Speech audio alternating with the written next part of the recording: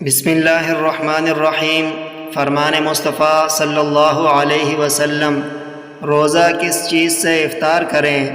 سیدنا سلمان بن عامر ضبی رضی اللہ عنہ کا بیان ہے کہ رسول اللہ صلی اللہ علیہ وآلہ وسلم نے فرمایا، تم میں سے جب کوئی روزہ افطار کرے تو وہ کھجور کے ساتھ افطاری کرے، اگر کھجور دستیاب نہ ہو تو پانی سے افطاری کر لے، بے شک یہ خوب پاک کرنے والا ہے۔ عن سلمان بن عامر ضبی رضی اللہ عنہ قال قال رسول اللہ صلی اللہ علیہ وآلہ وسلم، اذا افطر احدکم فلیفطر على تمر فإن لم يجد فلیفطر على ماء فإنه طہور، وفی لفظ فإنه له طہور، وفی لفظ آخر فإن الماء طہور۔